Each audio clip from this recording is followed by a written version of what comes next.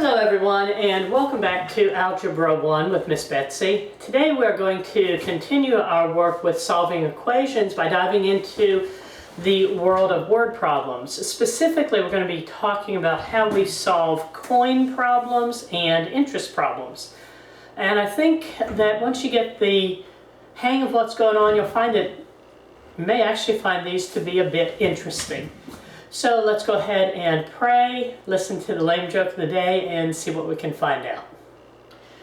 Lord, you are amazing, and I stand in awe of who you are. I thank you that you love us, that you care for us, and that you demonstrate that care to us in so many ways every day. Father, I ask that you would help us to study, to learn the material that's placed before us today, and that you would help me to communicate it effectively.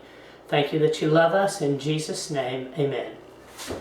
Okay, we are in chapter 4.8 of our text, which is Algebra 1 for Christian Schools. It's the second edition published by Bob Jones University Press. Third edition is not the same, covers the same material, but it's in a different order. If you have another text that you're using, that works as well. Just understand, of course, that the problems that I go through here may not line up exactly with what you're doing.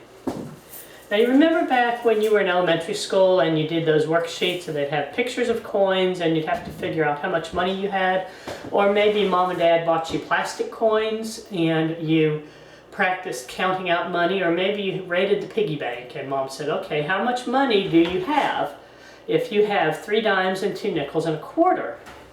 And you might also remember that when you were smaller, I'm digging in my pocket here, I went back to my piggy bank and pulled out a handful of coins, and mom might have said, what would you rather have?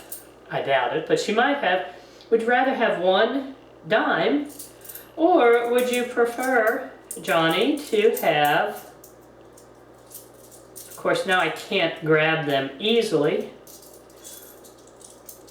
or would you prefer to have 4 shiny new pennies? And when you were teeny tiny, you might have said you'd rather have had those 4 pennies because you didn't have an understanding of the concept of face value of a coin. Of course, this is something that you have to understand to be able to figure out how much money you have in your hand here. And I've got a whole handful of coins. And I've drawn the beginnings of a chart up here. I have pennies, nickels, dimes, and quarters, and we're going to have 3 columns. We're going to have how many coins of, what is the number of each one of these coins that I have, what's the value of the coin, and what is the total value of all of those coins that I have.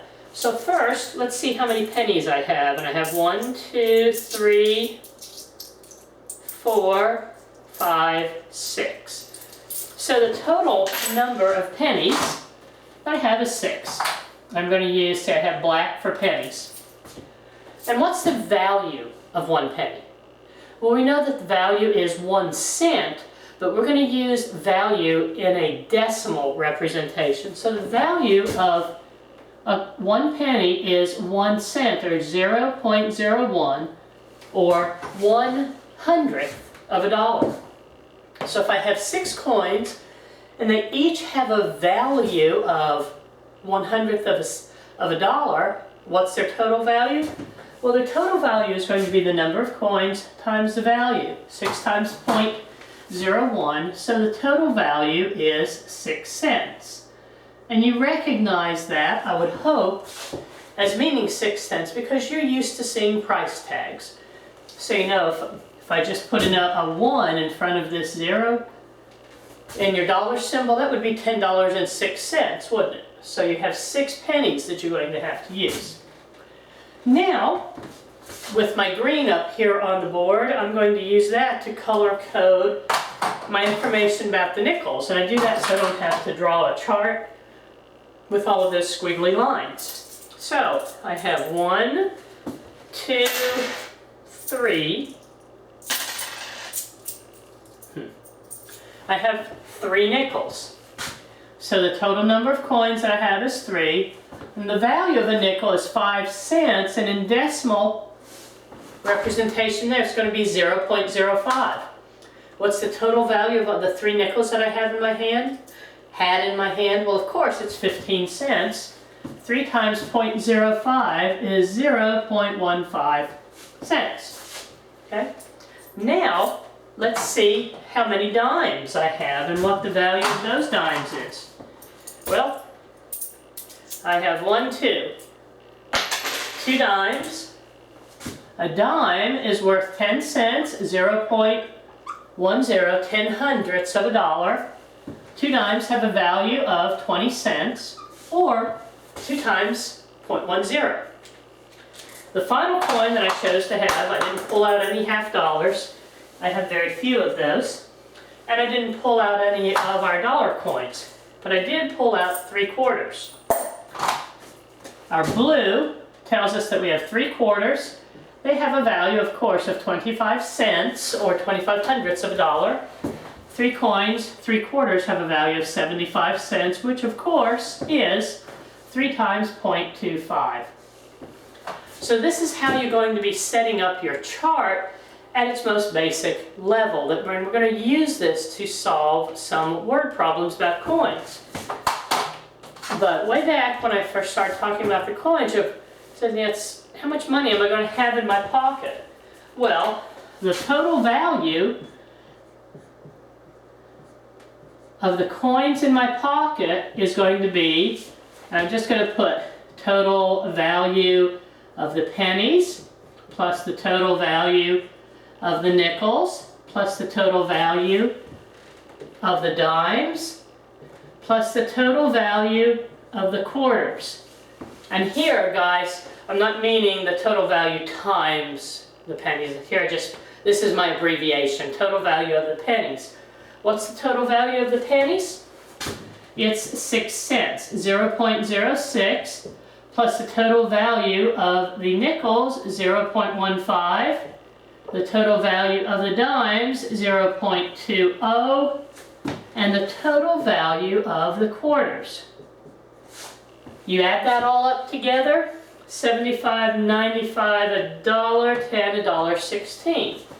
You have the total value of the coins in my pocket being $1.16. And we calculated that by finding the total value of each particular size, each particular value of a coin. So let's say, if I were just counting this out, I would say 3 quarters is 75, 2 dimes, and a nickel makes another quarter. There's $1. 2 nickels is $1.10, and then my 6 cents makes the value of the coins in my pocket, $1.16. You can get a Coke at McDonald's, or with the white hair, they think I'm older than I am, and they'll give me a senior Coke for 53 cents. So this is the basic price of what you can, basic example of how we're going to use a chart to help us solve coin problems. Now, in order to really be able to use this, you notice that we didn't have any variables up here. So it's not much of a word problem. This type of a problem here was just an elementary school math problem. If you got so many coins, how many dollars do you have altogether? We just have it set up in an algebraic method. But in order to have word problems we're solving in algebra, we're going to have something that we don't know the value of. So let's just say that I have 20 coins in my hand, and I know that the only type of coins that I have quarters and dimes. If I have 11 quarters, how many dimes do I have? Well, this is something that you automatically, instantly know the answer, that if I have a total of 20 coins in my hand, and I don't remember what I said, 11 quarters, your mind automatically knows that you have 9 dimes. You wouldn't know it quite so easily if you were in elementary school, but here, what have you done? You've automatically said 20 minus 11 quarters. That means that I've got 9 coins left, and since I only have dimes and quarters, I have to have 9 dimes left. And it's this principle here that we're going to be using to help us figure out how to solve coin problems. Let me read a sentence from this book. Let's see. I said 11 dimes and 9, they said 11 dimes and 9 nickels. I did 11 quarters and dimes. Yes, there are 9, but do you see that you subtracted the part from the whole to find what was missing? The whole would be the total coins.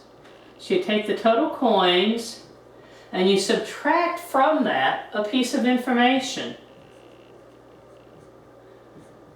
that you've been given, a piece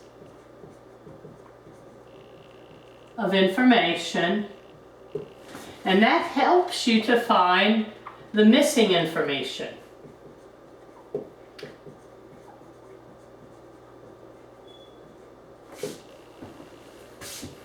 For example, let me see.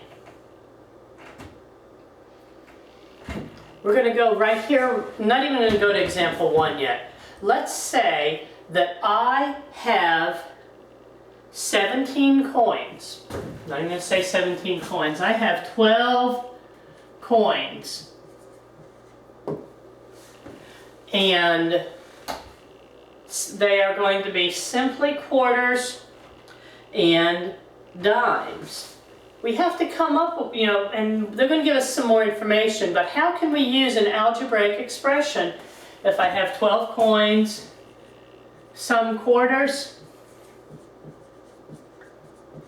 and some dimes? How in the world can you possibly come up with a statement that will be meaningful? Well, we're going to use this bit of information here, where it says you take your total coins minus the part, gives us our missing piece of information. So let's just say that X is going to be the number of quarters that we have. We don't know how many, but we're going to say that X is how many quarters we have. How many dimes are we going to have? The total number of coins we have here is 12. If we have X, we don't know how many quarters we have, but we know we have some quarters and we know we have some dimes. How are we going to figure out how many dimes we have? We have X quarters. Isn't 12 minus X going to have to be how many dimes we have? Let's look at this illustration that I had right here. I started with 20 coins. 11 of those coins were quarters. How did we figure out that we had 9 dimes? We took the total number of coins that we started with, which was 20, and then we subtracted these 11 quarters here. 20 minus 11. And that, my friends, is how we ended up with this 9. So, we start with 12 coins. We know that they're only quarters and dimes, but we don't know how it's broken up. So we just can arbitrarily say, we're going to say there's going to be X quarters. So you're going to have to say 12 minus X is how many dimes. Now, could we have done it differently? Sure. We could have said, let Y, just for grins, Y be the number of dimes. Well, then 12 minus Y has to be the number of quarters, because these two quantities put together have to equal 12.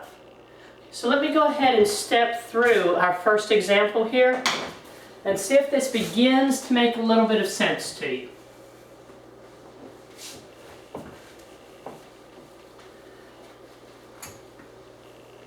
Just clean out this information here and see what we have.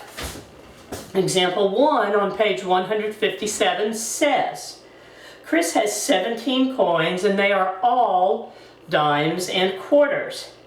If he has a total of $2.45, how many of each coin does he have?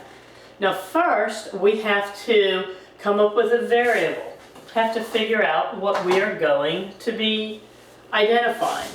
And we want to find dimes and quarters. So we're going to use dimes and quarters. So I want to have my blue and red marker. And I want to set up my variable exactly the same way they do. They're saying, let's let x equal the number of quarters. Let x equal the number of quarters. Now, could we have said let x equal the number of dimes? Absolutely. But I'm going to track exactly the way your book uses this. So we're going to have x be the number of quarters. If we know that we have 17 quarters to begin with, how many dimes are we're going to have?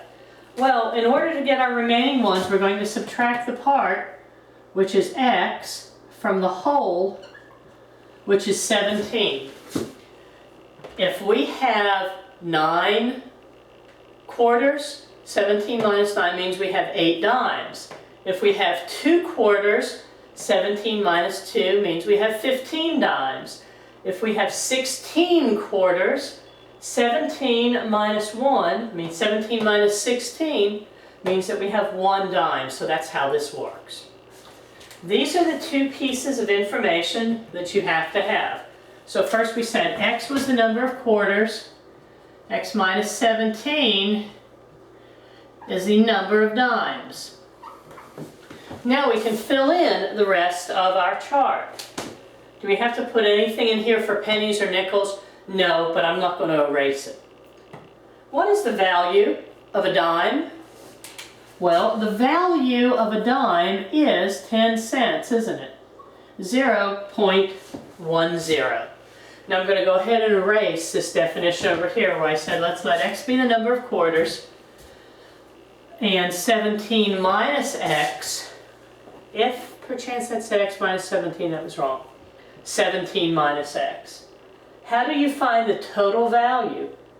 The total value is always going to be number of coins times value of the coin.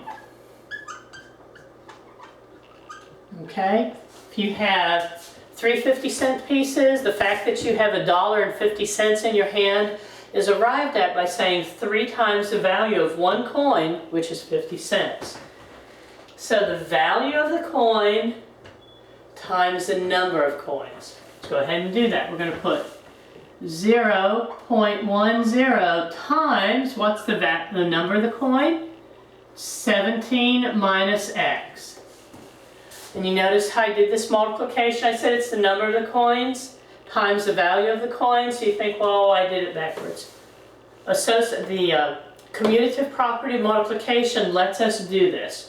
We want to have our single factor here, 0.10, multiplied against this binomial. Okay? Quarters. What's the value of a quarter?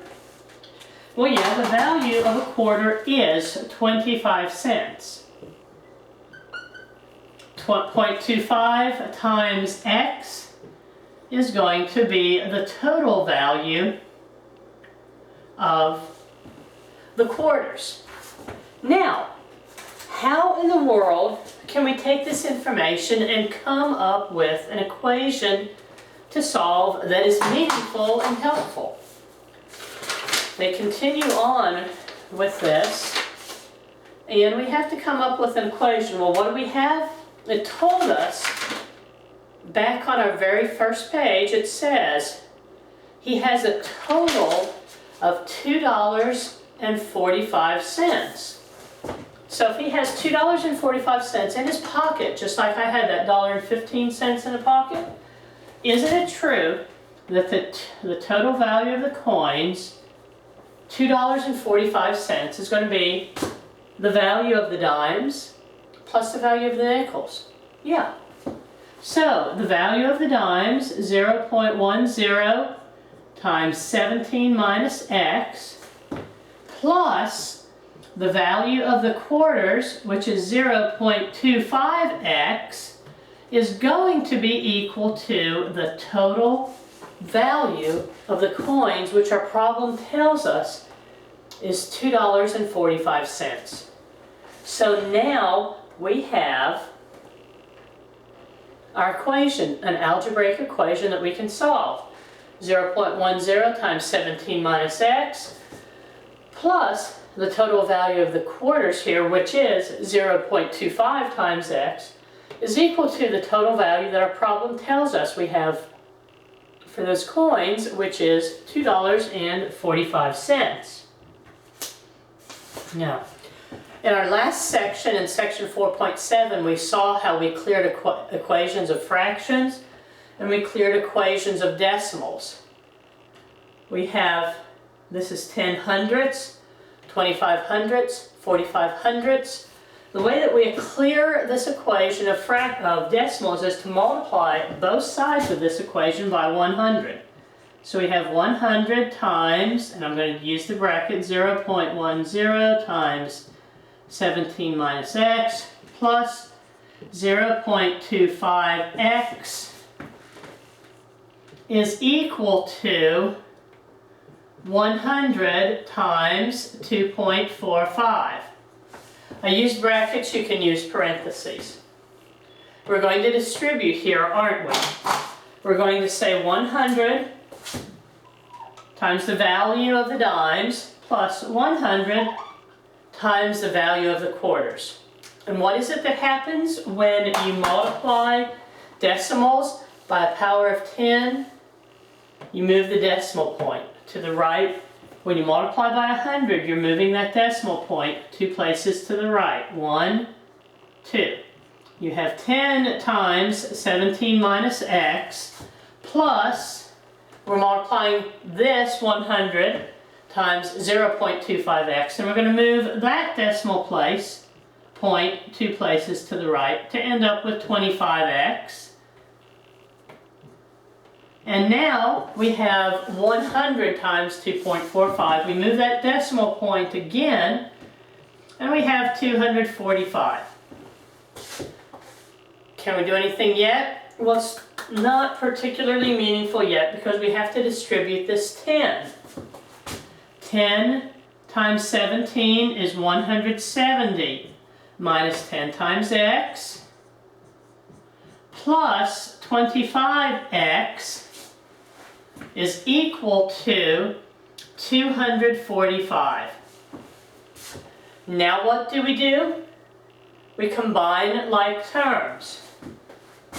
170 plus 15x is equal to 245. We're isolating the variable now. We want the variable to be on one side of the equation. We're going to put it on the left side. So to do that, we're going to subtract 170 from both sides of the equation, if I can figure out how to hold this. Minus 170 plus 15x is equal to 245 minus 170. We have to subtract that 170 from both sides of the equation to keep it in balance. We now have 15x is equal to 75. What are we going to do now? We're going to divide both sides of this equation by 15. And when you complete your calculation, you see that x is equal to 5. Are we done with our problem now? Well, no. Let's look back and see what they were asking. They wanted to know, back on page 157, let's see exactly what it says. How many of each coin does he have? What coins? Well, he has dimes and nickels. And here we said that x was going to be the number of quarters. So there are 5 quarters. How many dimes are there? Dimes, there are 17 minus x dimes. 17 minus 5 is 12 dimes. So this is your answer to your word problem. Now, how can you check that? Well, you can figure out what the real value is of these. 5 times a quarter is equal to $1.25. 12 times a dime is equal to $1.20, and you add those up and you have a total value of the coins that you have calculated of $2.45, which of course is what we have right here, $2.45. So this is how you solve this type of a coin problem. And you see, it does take a while, but it's pretty straightforward. So let me just look at page 158 and just read this little bit to you. How do you solve coin problems? It says, read it carefully. You always have to read and read it carefully. You're going to plan, you're going to solve, you're going to check. That's what the steps are. You look at it, you read it, you make sure that you read your entire word problem and that you understand exactly what it is that they're asking for. You come up with a plan of attack for how you're going to arrive at that solution. Then you solve it by using all of the algebra that you understand how to do. And then you look at your answer and you first think, is that answer reasonable? And then you go back and you check it. So when you're working with planning a coin problem, you're going to organize it. You're going to make a table here. And it says you indicate the number of each type of coin, the value of those coins, and the total value of each type of coin. And then you're going to set up an equation that you can solve. It says solve an equation obtained by using information in the total value column and in the other information that we've been given. Okay? Check and make sure your answers make sense. If we had ended up with x was equal to -5, would that have been a reasonable answer to a word problem, to a real life word problem? Well, no, it's not, because you can't have -5 coins. You can have -5 degrees, but you can't have -5 coins. So that would be an indication, a clear indication to you that you had done something incorrectly. So let me go ahead and erase all of this, and we're going to do another problem. Another problem and see what we end up with. See if this one ends up making a little bit more sense to you as we move along. Okay. A coin bank contains 4 more quarters than nickels, twice as many dimes as nickels, and 5 more than 3 times as many pennies as nickels. If the bank contains $22.25, how many of each coin are there? Well, wow. That's just a long problem, and there's a whole bunch of information that they're spitting at you. So you just look at it a piece at a time. Let's read it again. Coin bank contains 4 more quarters than nickels, twice as many dimes as nickels, 5 more than 3 times as many pennies as nickels. What are we learning so far? Well, we've got all 4 of these types of coins in our bank. If the bank contains $22.25, how many of each coin are in it? Well, we know that $22.25 is the total value of all of those coins, and that's an important piece of information. Now, let's look at this one more time, because we still have to figure out where we're going to go with assigning a variable. A coin bank contains 4 more quarters than nickels, twice as many dimes as nickels, and 5 more than 3 times as many pennies as nickels. You see how that nickel, nickel, nickel shows up repeatedly? That means that the number of coins, they're all being described in relationship to nickels. So we're going to say that we're going to let x equal the number of nickels. And we're just going to say x is the number of nickels. What's the value of a nickel? It's 5 cents, 0.05. That gives us the total value is going to be 0.05 times x. Now, we've figured out one of our rows here. We have 3 more rows that we need to solve. So let's go back to our text, and it says, the coin bank contains 4 more quarters than nickels. Quarters. 4 more than, that's addition. 4 more quarters than what? 4 more quarters than the number of nickels. So x plus 4 is going to be the number of quarters that we have. What's the value of a quarter? These I really don't have to erase. The value doesn't change. It's 25 cents. Now we have 25 cents, 0.25, times the number of quarters.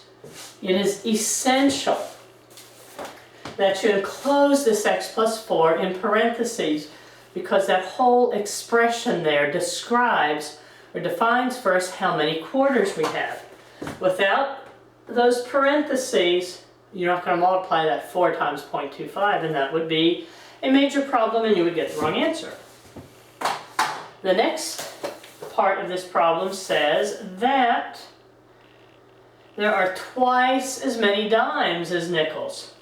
If there are twice as many dimes as nickels, and there are x nickels, wouldn't twice as many dimes as nickels be equal to 2x? Sure. Twice as many nickels. 2x times 0.10. So you have 0.10. Let me try that again. 0.10 times 2x. Let me make sure. Yeah, 0.10 times 2x, because there are twice as many dimes as they are nickels. Now, the one piece of information that we're still missing is how many pennies.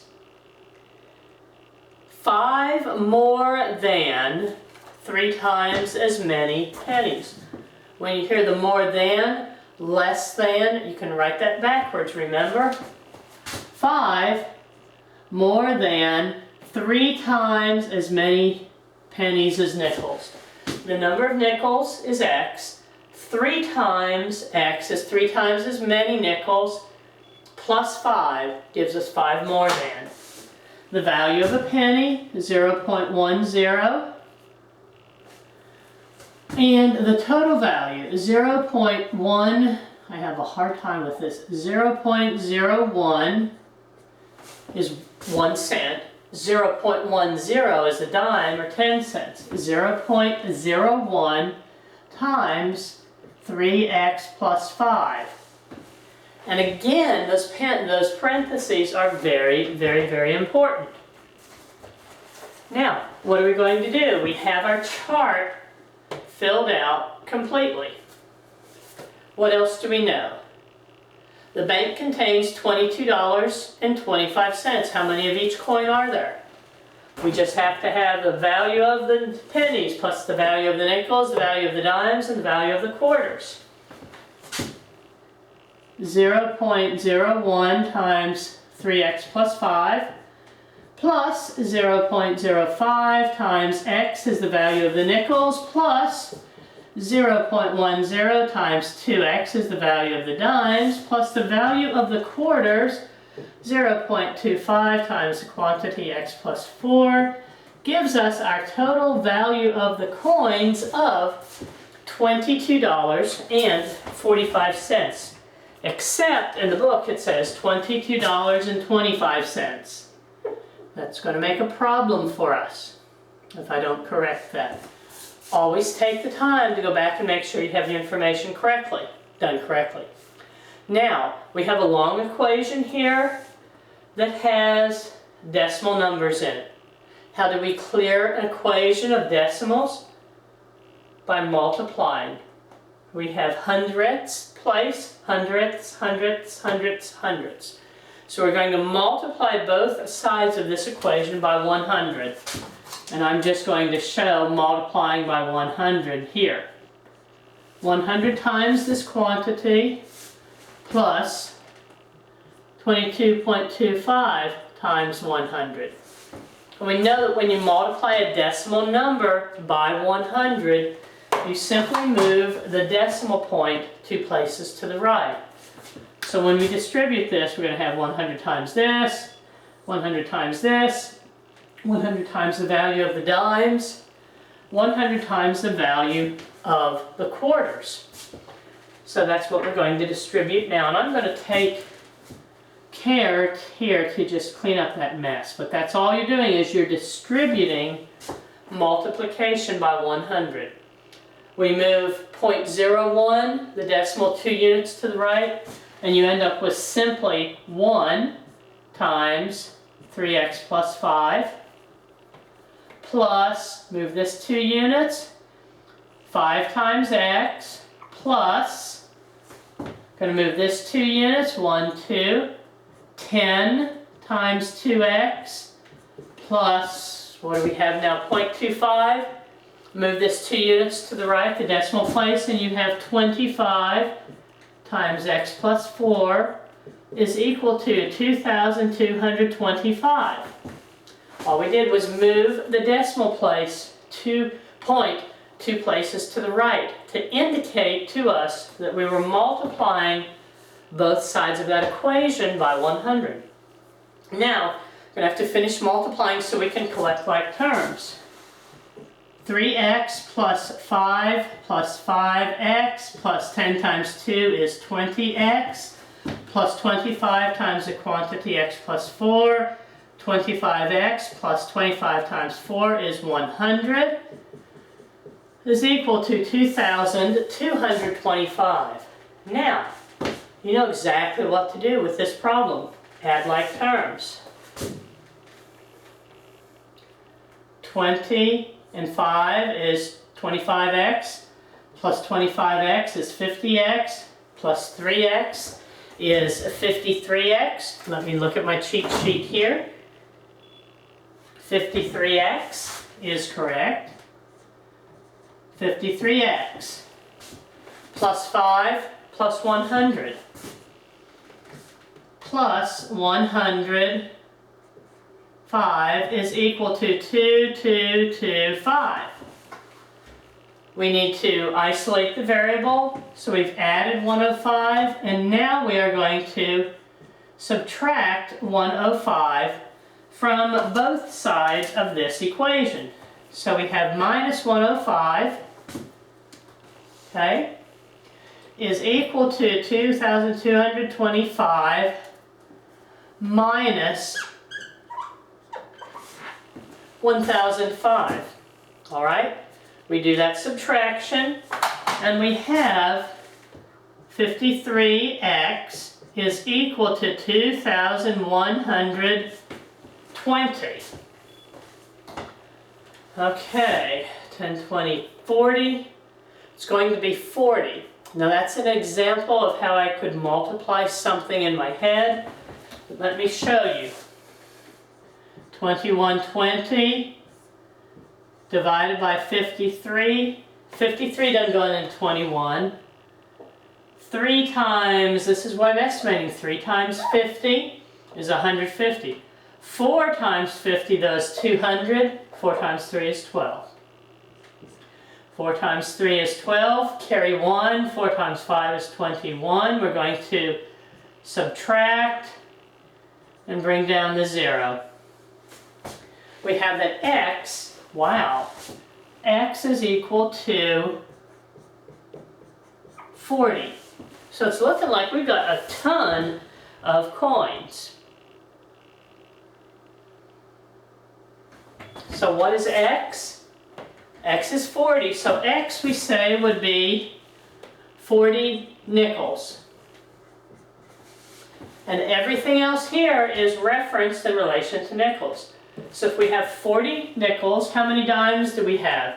We have 2 times 40, which is 80 dimes. How many pennies do we have? 5 more than 3 times the quarters, so it's going to be 123. 5 more than 3 times the nickels. So it's 3x plus 5 is equal to 3 times 40 is 125. 125 pennies.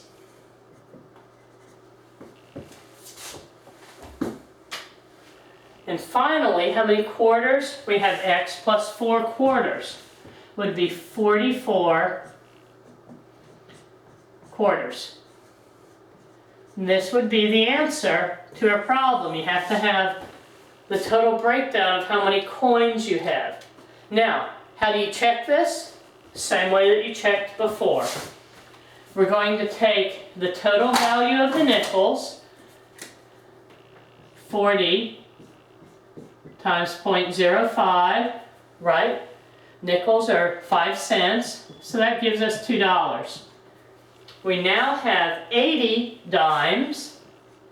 80 times the value of a dime, which is 10 cents, gives us $8. Now we have 125 pennies. That doesn't even look like a 5. 125 pennies times a value of 1 cent to give us $1.25 in pennies. And our last coin, we have 44 quarters times 0.25 is equal to how much? Now you can do this multiplication out, but if you think of it just how many quarters are there in a dollar? There are 4 quarters in a dollar, so if you have 44, you have to have $11 worth of quarters. Now, what we have here in our check is precisely this. We have the value of the total value of the nickels, of the dimes, of the pennies, and of the quarters. You add them up, 0.25, 10, 12, carry 1. And you have a value of $22.25 calculated with the information that you arrived at using your word problem. And that $22.25 is exactly the amount of change that we learned in our book that you had. So there's another word problem example with coin value. I'm going to go ahead and stop this tape right now and break the video for section 4.8 into 2 videos. The first part being the introduction and the coin problems. Second part, when I come back momentarily, will be interest problems. If you're sitting down to work, stop at this point, take a break, come back in a while, and look at the interest problems. If you have questions, text me, or I will see you on Friday.